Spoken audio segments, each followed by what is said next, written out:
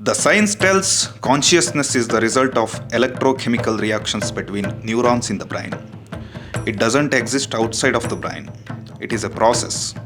When a person dies, the reactions stop and the consciousness dies along with them. They say they are investigating consciousness outside the brain and so far has found no evidence for it. But the question is, do you need scientific proof to believe in something? Not necessarily. The problem with the notion of a proof is that it depends on the logic applied. I need reasons to believe things, and those reasons may be correlated with experience. However, the most challenging thought for any of us must surely be the realization that our reasoning cannot only be wrong but also recursive and self referential. At our core, we are beings that talk about ourselves as if that were a logical thing to do. Yet, those same things may understand that no logical entity could define itself to itself in any way that is intelligible.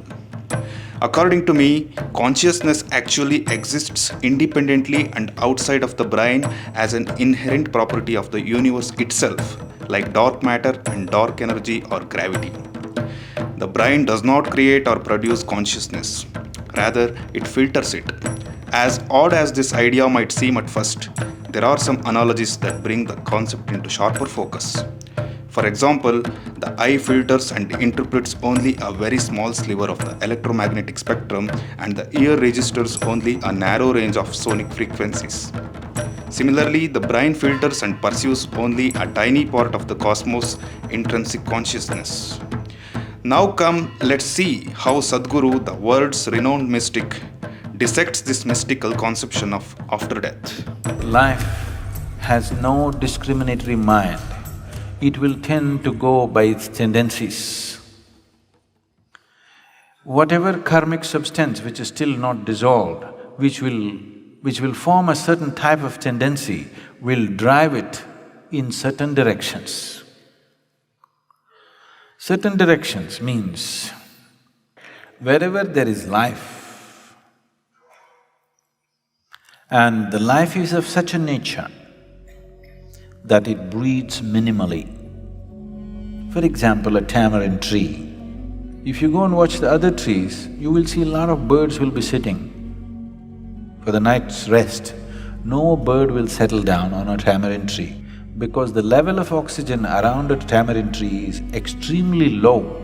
It may also move in the direction of a yogi who has a certain mastery over his breath because he is not breathing as much as others are breathing.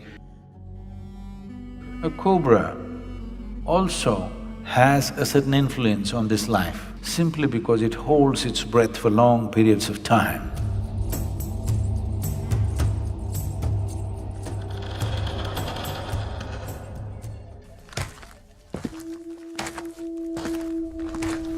There are hundreds of people who think they are possessed and all this.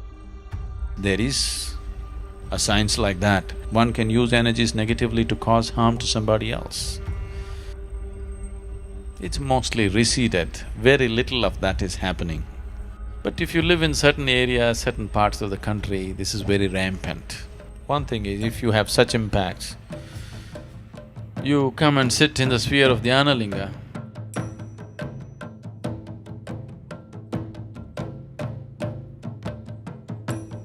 because there are occult dimensions to Dhyanalinga which just nullifies all this.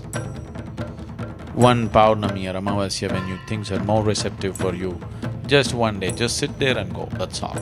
It gets taken care of.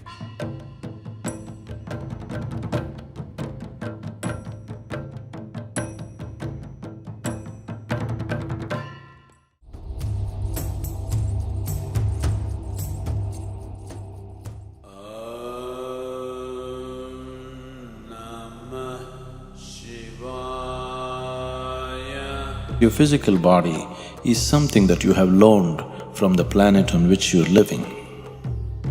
When the time comes, the planet will claim it back. But the other dimensions of you, especially the karmic shell, continues to play. If it is in a certain level of awareness, The disembodied being is in a certain state of pleasantness. It is this that is being referred to as heaven, because they have left their physical body in a certain state of awareness. They enjoy the sweetness at a certain period of time. A holiday, a vacation, before you take on another physical body.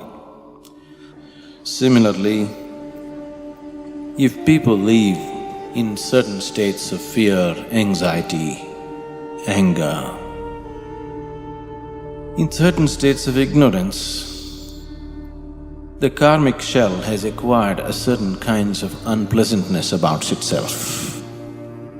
This unpleasantness is what we refer to as hell.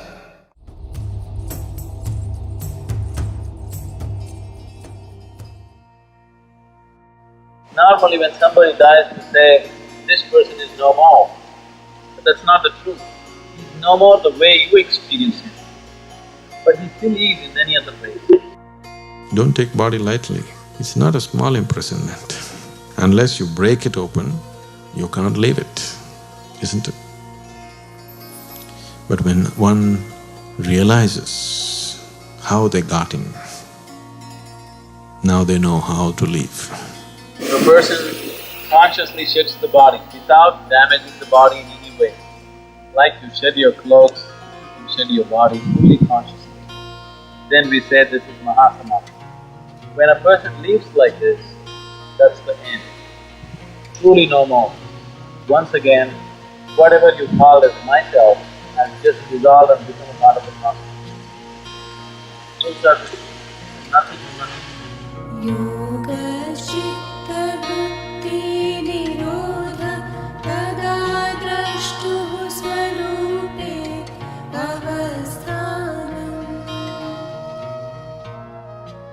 When a person dies and his information is not done, his prarabdha is not done, then life is still vibrant, but body is gone. Whatever karmic substance which is still not dissolved, which will form a certain type of tendency, will drive it in certain directions.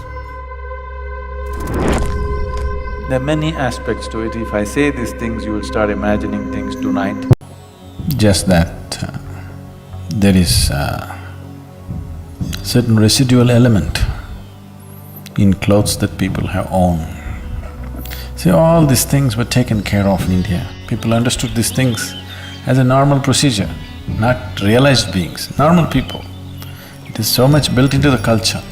If a person dies, all the clothes which were in touch with that person's body and too much in touch with that person's body, those kind of clothes are all burnt.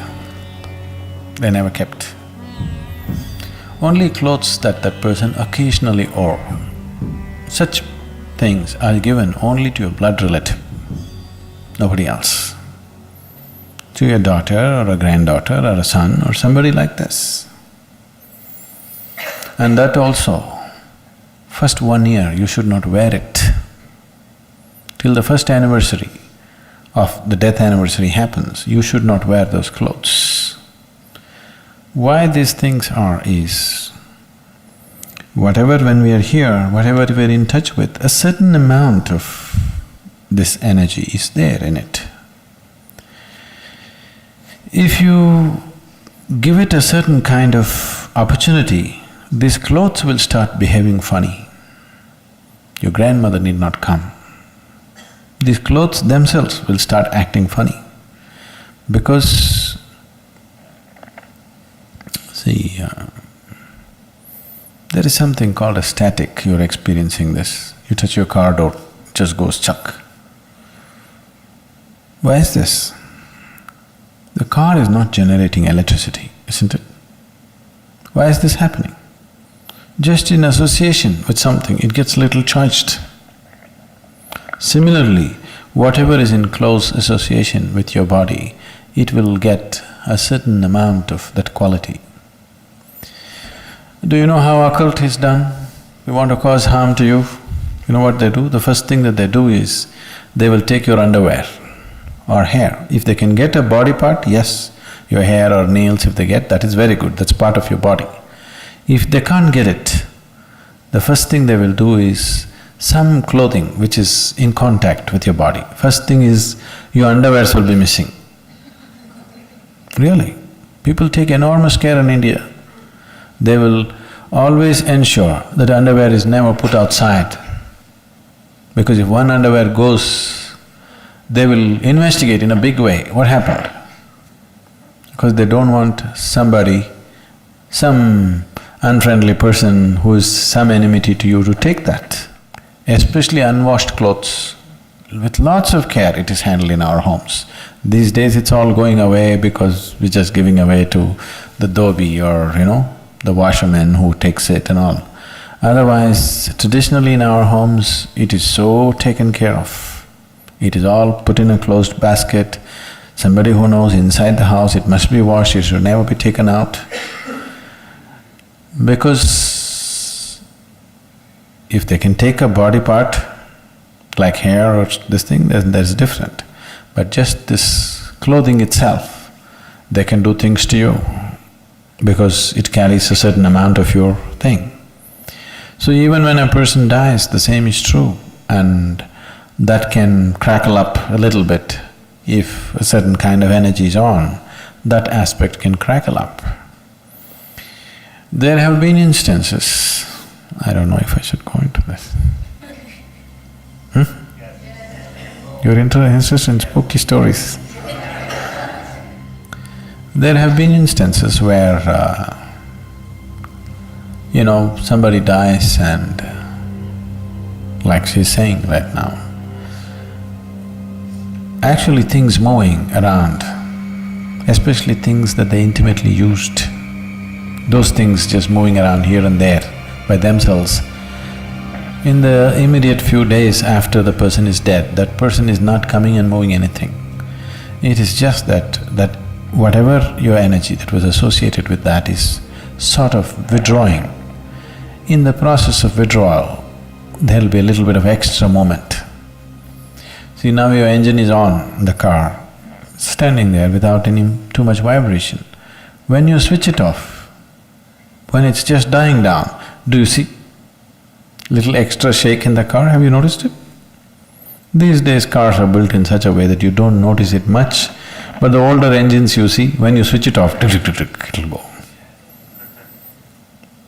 It's stopping. Actually it should recede, but that's not how it is. From one mode to another mode, when it shifts, there will be a little extra reverberation.